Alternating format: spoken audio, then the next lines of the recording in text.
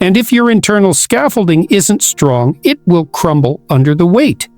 To attract success, you must change your focus from external acquisition to internal transformation.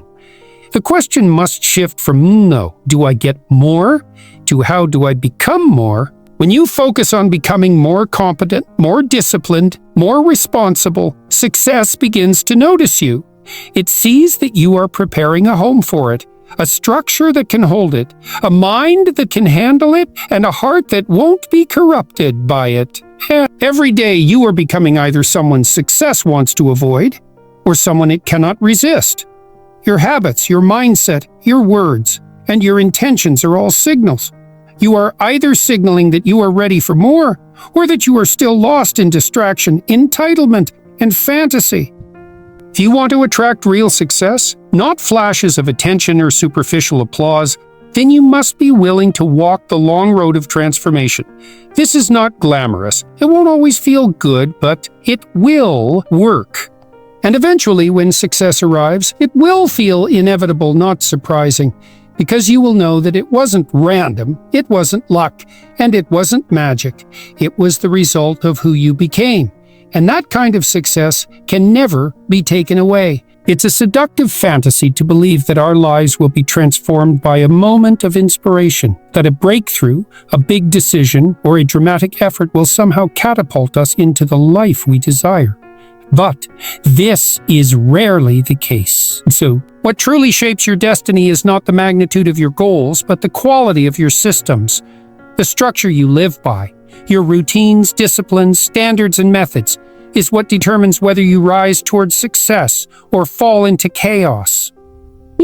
A goal is merely a direction, a vision of where you want to be, but it is your system, the collection of habits you repeat daily, that decides whether you ever get there.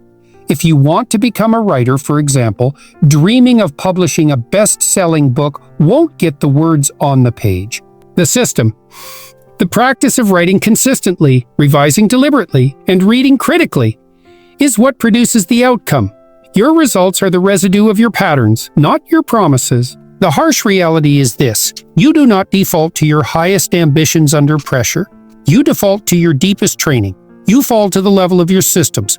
And if your systems are built on convenience, avoidance, or emotion, then you will crumble when the pressure mounts. Wink. You must build systems that are stronger than your moods, because there will be days when you don't feel like showing up, and that's precisely when your system must take over.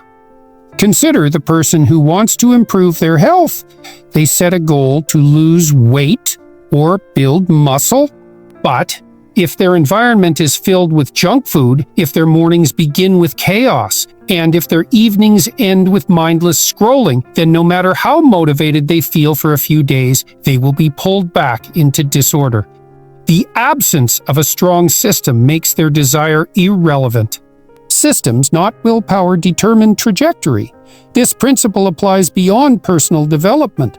Businesses collapse not because of a lack of vision, but because of broken systems. Relationships disintegrate, not because love disappears overnight, but because the system of communication, respect, and honesty erodes over time.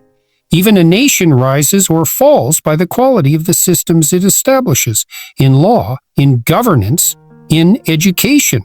Systems are the silent forces that sustain or sabotage progress. The mistake many make is assuming that a successful life is built on intensity. But the truth is, greatness is built on consistency. It's what you do repeatedly that shapes who you become. That's why systems matter so much. They remove the need to negotiate with yourself every day. When you have a system, the decision has already been made. You don't ask yourself whether to act. You simply follow what you've built. But systems don't create themselves. They require conscious design. You must ask, what are the small things I'm doing every day that are either building me or breaking me? Are my systems taking me closer to the person I want to be, or further away? Are they anchored in order, discipline, and clarity, or in emotion, distraction, and avoidance? These questions are uncomfortable, but necessary, because without clarity, systems drift. And when they drift, lives fall apart slowly and silently. In many ways, your system is your philosophy in action. It reveals what you truly believe, not what you say you believe. If your system prioritizes comfort over growth, distraction over focus, blame over responsibility, then no matter what your goals are, you are being shaped by the wrong forces. And the longer this continues, the more you become a prisoner of your own patterns, a casualty of your own habits, a victim of your own structure. Responsibility is not a burden. It is the blueprint for meaning. In a culture that worships freedom without boundaries, we have forgotten that the highest form of human dignity is found not in escaping responsibility, but in embracing it voluntarily. Quote, greatness does not emerge from ease or from privilege. It is born when an individual chooses to carry weight, to bear consequence, to say, "This is mine to handle." That moment of ownership is the seed of transformation. People want success, but they don't want the responsibility that comes with it. They want influence, but not the accountability. They want admiration without the pressure. But that's not how reality works. Every level of success comes attached with a proportionate level of responsibility. To step into greatness is to step into discomfort, into sacrifice, into long-term thinking. It's to willingly carry the load that others ignore. It's to hold yourself accountable when no one else is watching. Responsibility is not just about external duties. It begins internally. It's the courage to confront your own chaos. It's the discipline to structure your time, to refine your habits, to clean your room. Not because someone told you to, but because you've realized that your life is your own to fix. You cannot outsource character. You cannot delegate self-mastery.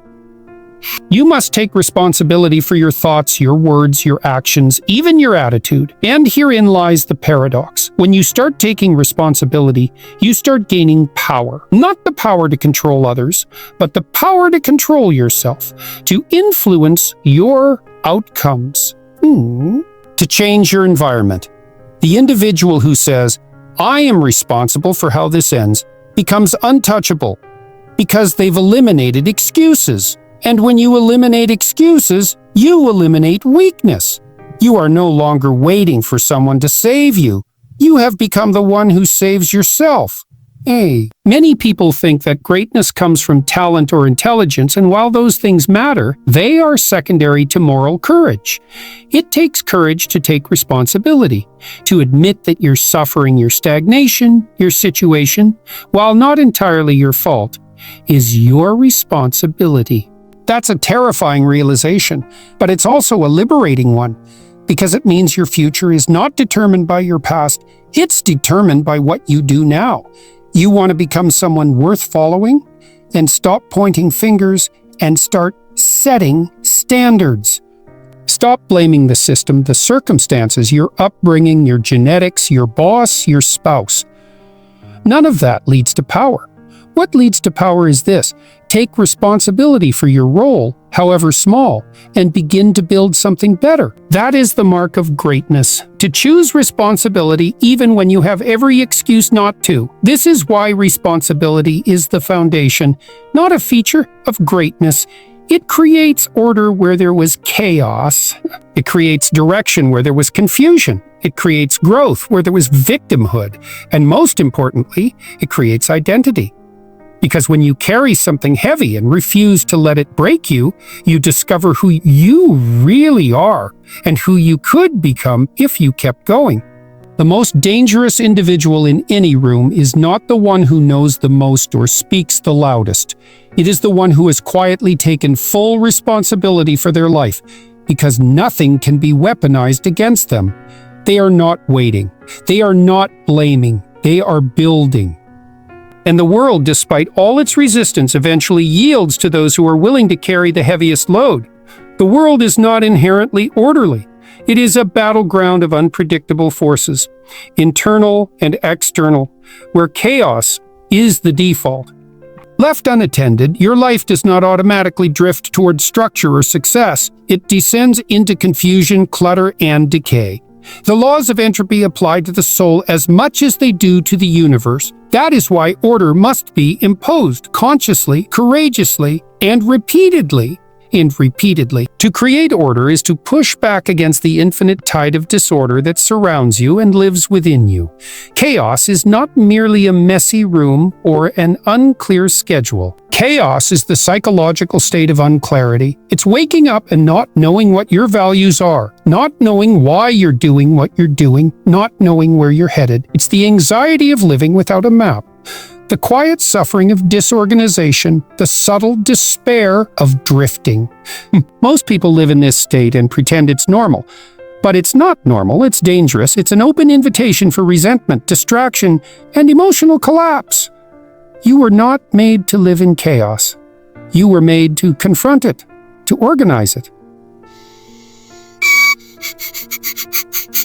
Not to eliminate chaos entirely, because you never will, but to willingly enter it and bring forth structure, clarity, and direct. This is the ancient narrative embedded in every meaningful story. The hero steps into the unknown, faces the dragon, extracts the treasure, and brings it back to the world. In psychological terms, this means confronting your fears, naming your confusion, and doing the hard work of defining your life. Start small, clean your space, organize your day. Write down your thoughts, set a schedule, build routines. These are not trivial tasks. They are sacred acts. They are how you reclaim control in a world that constantly pulls you into disorder. They are how you convert suffering into purpose. When you bring order to one small area of your life, you begin to send a message to yourself and to the world that you are capable of handling more. And the world often responds in kind. But here's the difficult truth. Order always requires sacrifice. To impose structure is to say no to infinite possibilities. It is to close doors, set boundaries, make decisions, peak decisions. It is to kill the childlike fantasy that you can have everything, be everything, and do everything all at once. You must choose what matters, and then submit to it. This is the painful but necessary cost of maturity. And those who avoid it live in a perpetual state of unfinished lives and unrealized potential. Chaos can be seductive. It offers temporary freedom, the illusion of spontaneity, the absence of responsibility. But beneath that surface lies a growing weight, confusion, guilt, fatigue, and aimlessness. People sink into chaos gradually and then all at once. And by the time they realize what's happened, they're often too far in to find the exit. This is why discipline, even rigid structure, is not oppressive. It is redemptive. It saves you from the abyss. Order is not perfection. It is not control over everything. It is not the elimination of mystery. Rather, it is the establishment of a foundation strong enough to support growth. It is the discipline that allows for freedom and a well-ordered mind, a well-ordered space, a well-ordered routine. These are launch pads for deeper exploration, higher ambition, and more profound creativity. True chaos is not the unknown. It is trying to engage the unknown without a center. You cannot avoid chaos forever. It will show up in the form of crisis, suffering, uncertainty, and change. But if you have already trained yourself to impose order, you will not be overwhelmed. You will step into it with your eyes open, your mind sharp, and your habits prepared. And that is the path of transformation. Not escaping chaos, but facing it, organizing it, and emerging stronger than before. There's a fundamental illusion that traps many people. The belief that their problems are entirely external. They think if the world would just change, if their boss were kinder, if their parents had been better, if the economy were stronger, if people understood them, then they would finally be okay. But the truth is far more uncomfortable. The external world is often a mirror of the internal world. The chaos, confusion, and dysfunction you see outside often reflects what you've refused to address within. Your perceptions, beliefs, and emotional states do not merely color the world, they construct it. You don't see the world as it is. You see it as you are. If your inner life is dominated by resentment, fear, and passivity, then even opportunities will feel like threats. You'll interpret neutral events as personal attacks. You'll sabotage relationships.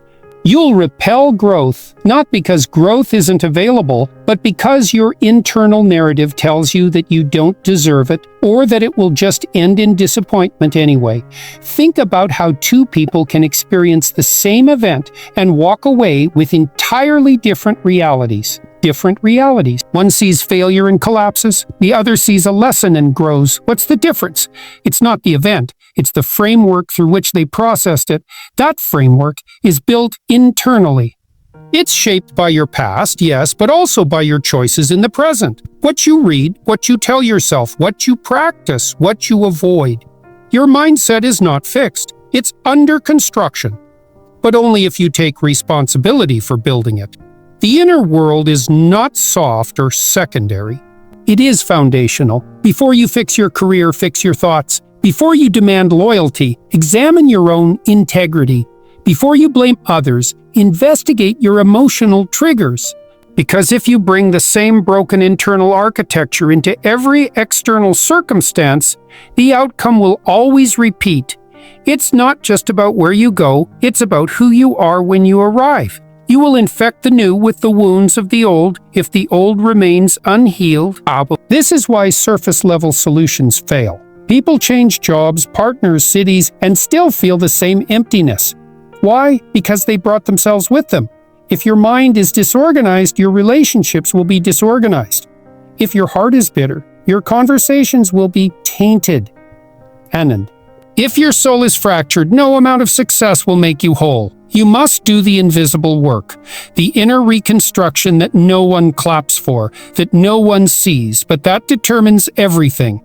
This isn't just psychology, it's philosophy. It's the idea that reality is interpreted, not just encountered. And if you interpret everything as an attack, a burden, or an injustice, you will remain a prisoner of your own mind. The freedom you crave is not out there. It begins in here. Until you gain sovereignty over your inner world, your outer world will remain reactive, fragile, and volatile. You will be easily offended, easily shaken, easily lost. True power comes from internal mastery. The person who has wrestled with their own shadow, who has faced their pain and med their wounds and integrated their chaos, walks into the world differently. They don't need to control everything because they control themselves. They don't panic in uncertainty because they've made peace with the unknown inside. They don't chase validation because they've already found value. A fat person is rare, and when they enter a room, the room changes. So before you attempt to build something meaningful externally, a business, a relationship, a legacy, ask yourself, what's the state of my internal world? Is it structured, clear, and honest? Or is it chaotic, reactive, and neglected? Because if the foundation is unstable, the structure will collapse. Not immediately, but eventually. And when it does, it won't be the world that betrayed you. It will be the echo of your own unresolved self-doubt. At first glance, the word discipline evokes resistance. It sounds harsh, restrictive, even oppressive. People associate it with rules, punishment, and the denial of pleasure. But this misunderstanding is precisely why so many remain enslaved to chaos. They seek freedom in indulgence, but they find themselves trapped in consequence. True freedom, the kind that is stable, earned, and sustainable, comes only through discipline. Without structure, you don't liberate yourself. You dissolve yourself. Discipline is the act of voluntarily subjecting yourself to meaningful constraint. It is the conscious choice to submit to a higher order, not because you are weak, but because you want to become strong. It is to say, I will not follow every impulse. I will not obey every emotion. I will not chase every comfort. Discipline is self-respect in action. It's the mature admission that what feels good now often destroys what matters most later. And those who cannot delay gratification cannot build anything of worth. Ironically, the undisciplined life is not free. It is chaotic and enslaving. When you lack structure, you become reactive. Your time is stolen by distractions. Your energy is consumed by regret. Your potential is buried under inconsistency. You become a puppet to your environment, manipulated by noise and temptation. And what begins as freedom quickly devolves into bondage. Addiction, laziness, anxiety, avoidance. These are the chains of a life without discipline. Discipline, by contrast, creates order, and order generates clarity. When your days are organized, your mind becomes sharper. When your habits are consistent, your confidence grows. When your behavior aligns with your values, you sleep with peace.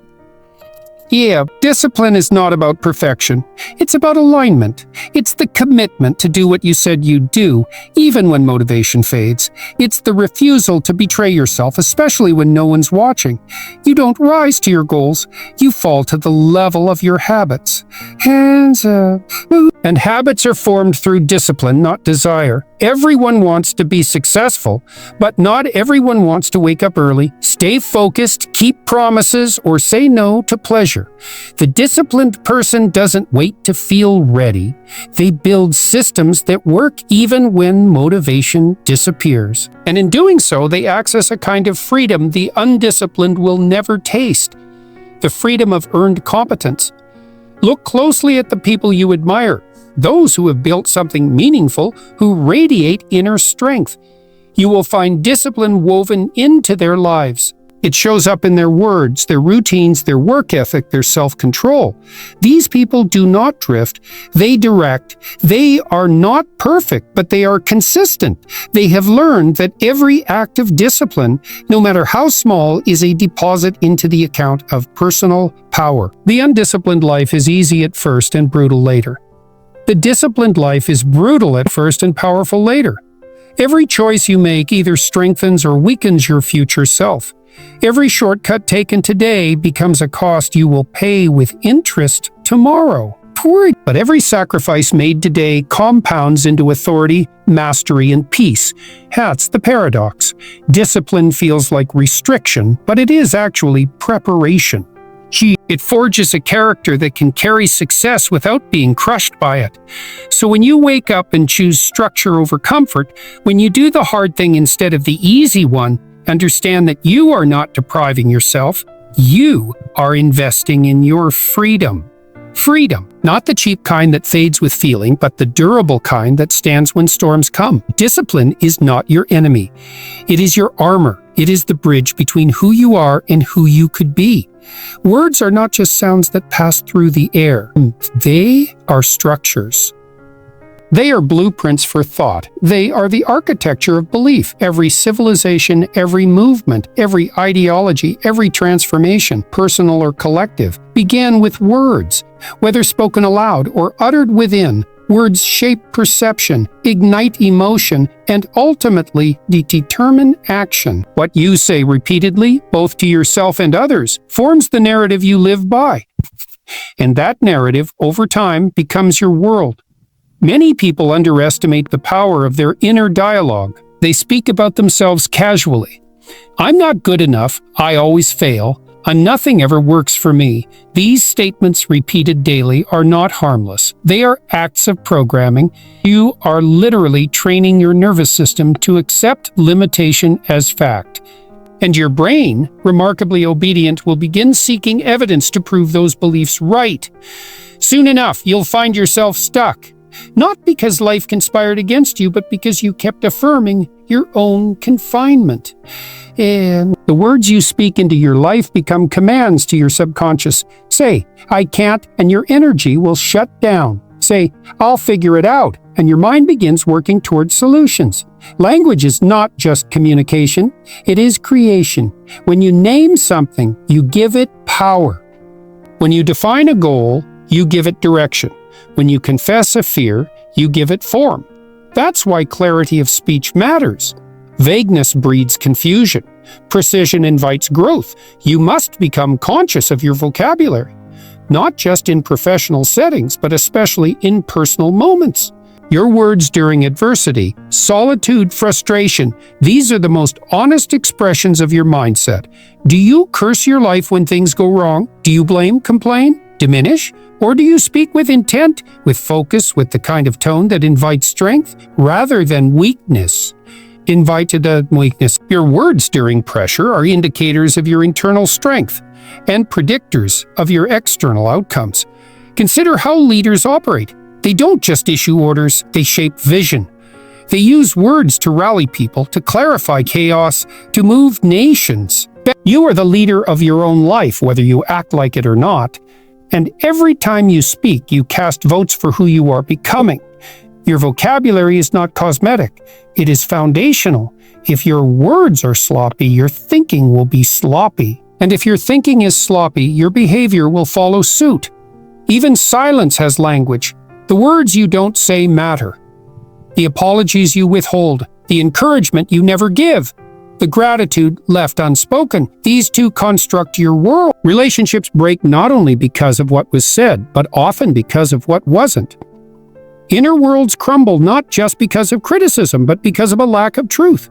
Speech is how we organize chaos, how we bring order to our relationships, our thoughts, and, ultimately, our lives in.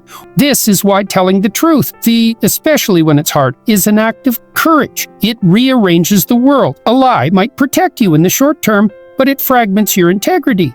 It weakens your spine. It trains you to hide.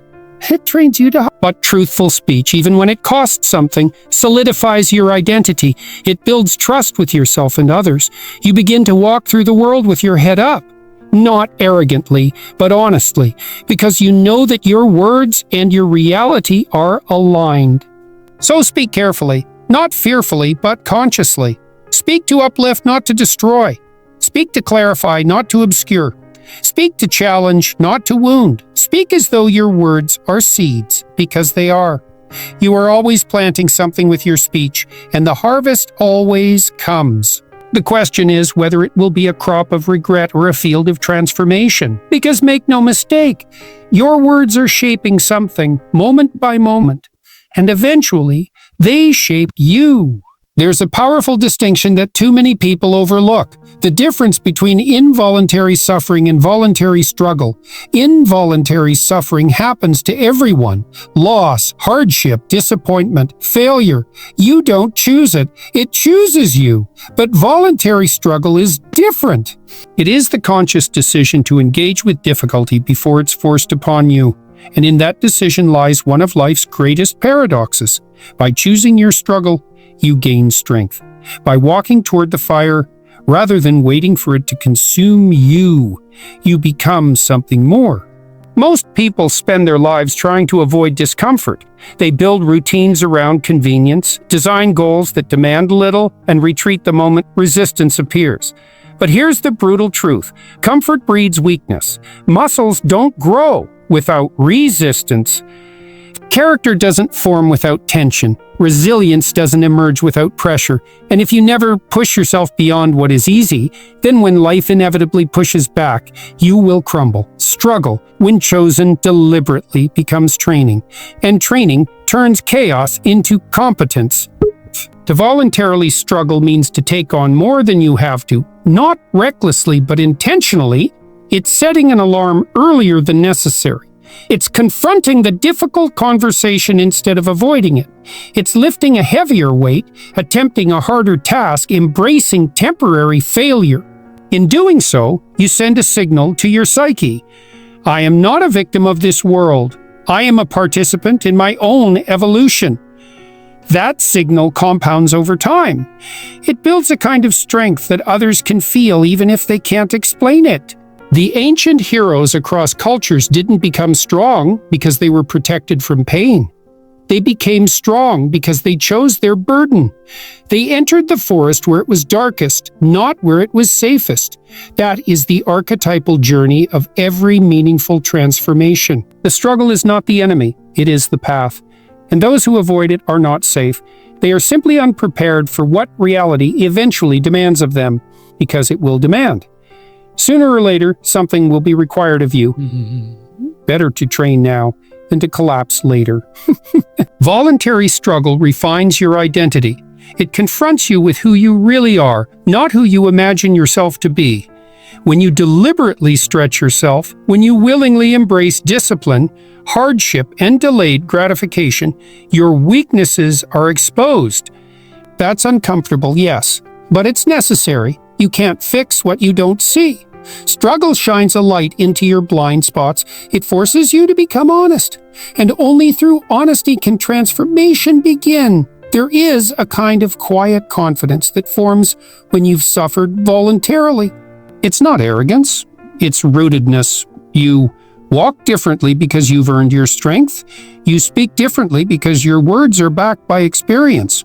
You don't need to dominate others because you've already conquered something within yourself. This internal authority cannot be bought, borrowed, or faked. It must be forged. Through effort, through sweat, through the repeated act of doing what is hard even when you don't feel like it. Voluntary struggle also breeds meaning. Meaning does not come from ease. It comes from responsibility and from taking on a burden that is yours to carry. Not because you were forced, but because you chose it. The parent who sacrifices sleep to raise their child finds meaning. The artist who wrestles with doubt to create something honest finds meaning. The entrepreneur who risks failure to build something valuable finds meaning. In each case, struggle is not an obstacle to fulfillment. It is the very mechanism that creates it. And that's the deeper truth we avoid. We are not designed to live in perpetual comfort. We are designed to grow, and growth requires friction. The mountain was never meant to move for you. It was meant to be climbed. The obstacle was never meant to be removed. It was meant to make you strong enough to overcome it. Struggle is not something to resent. It is something to choose.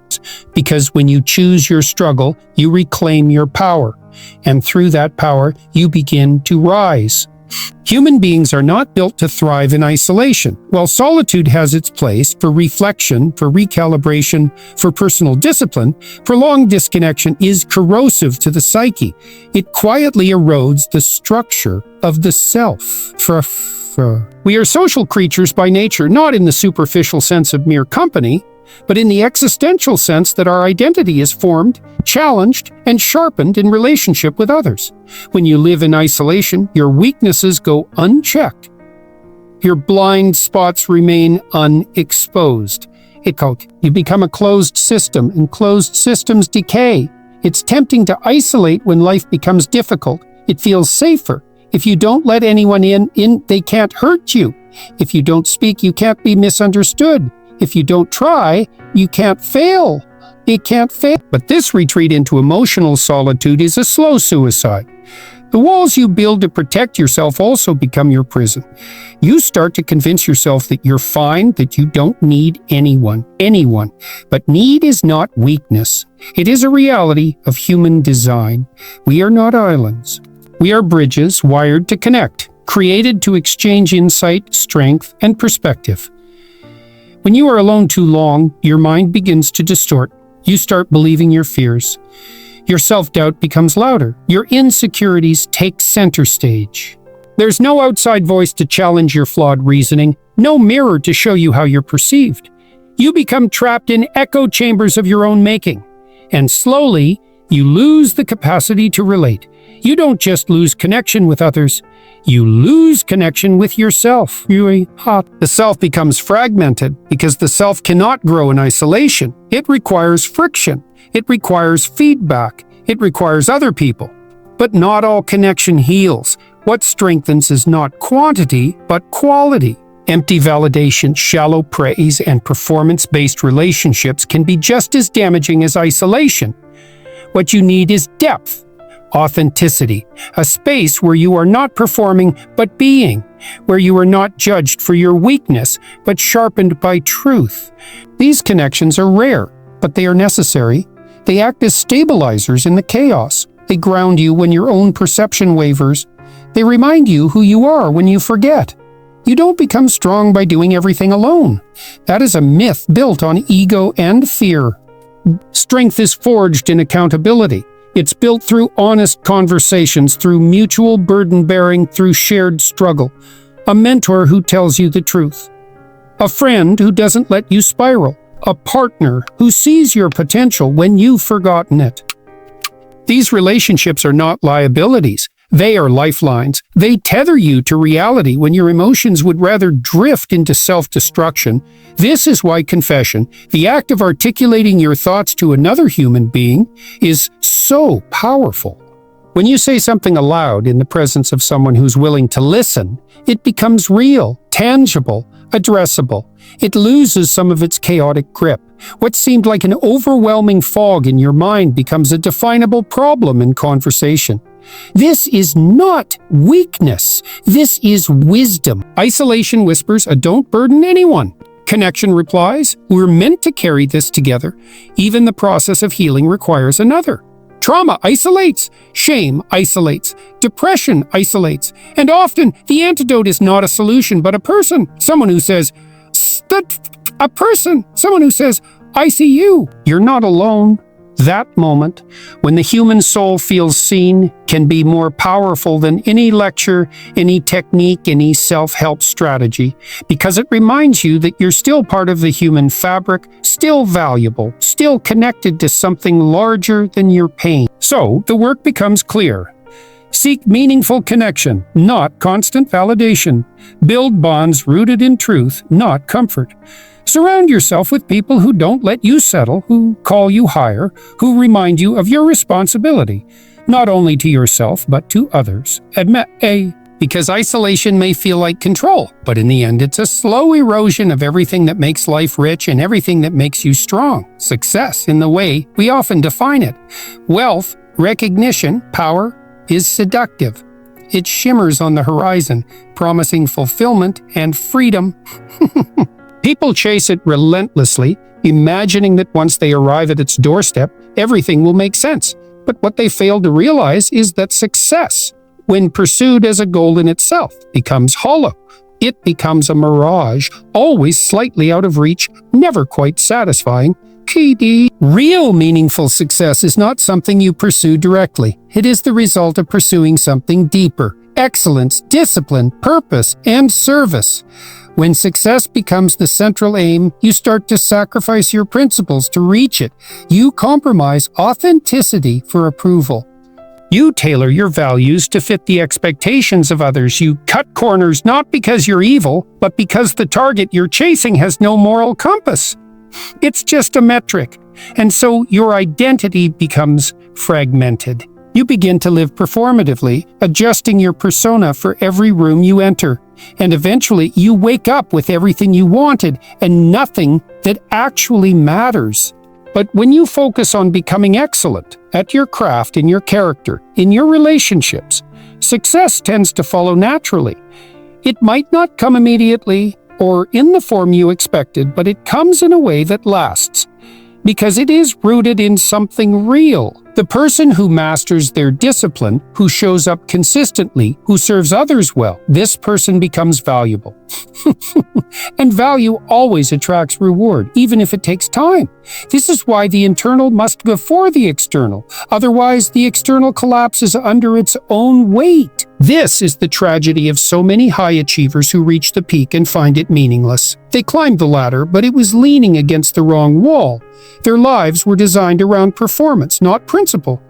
Around visibility, not virtue. Around consumption, not contribution. And when the applause fades, as it always does, they are left with an echo, a haunting realization that they've won a game that never mattered in the first place. The wise path is not to chase success, but to build yourself into the kind of person who inevitably produces it. That means developing habits that sharpen your mind. It means saying no to things that are easy but shallow. It means speaking the truth even when it's costly. It means doing good work even when no one is watching. These choices don't always deliver fast rewards, but over time they create a foundation so strong that success becomes unavoidable, not because you demanded it, but because you earned it. This also requires patience, because when you stop chasing cheap validation, your progress might seem invisible for a while. You won't get the same dopamine hits. You won't be noticed right away. But that's the test. That's where most people give up. They return to shortcuts. But the person who keeps going, who builds with integrity, who masters delayed gratification, eventually creates something real, and real success. The kind that doesn't crumble under pressure, takes longer because it's built on truth. The irony is that when you no longer need success to validate you, you often achieve more of it. because you are no longer distracted. You're not looking sideways. You're not anxiously measuring your progress against everyone else's. You're just doing the work, deeply, diligently, and with purpose. That kind of presence is powerful. It commands attention without seeking it. It draws people in, not because you're trying to impress, but because you're fully aligned with who you are and what you're here to do. So, success, in its healthiest form, should be seen as a symptom. It is the echo of a life lived rightly, the outcome of becoming competent, consistent, and courageous, the fruit of showing up again and again when no one claps and nothing is guaranteed. It is not the fire, it is the smoke. And if you make the fire hot enough, if your purpose burns deeply enough, the smoke will rise on its own.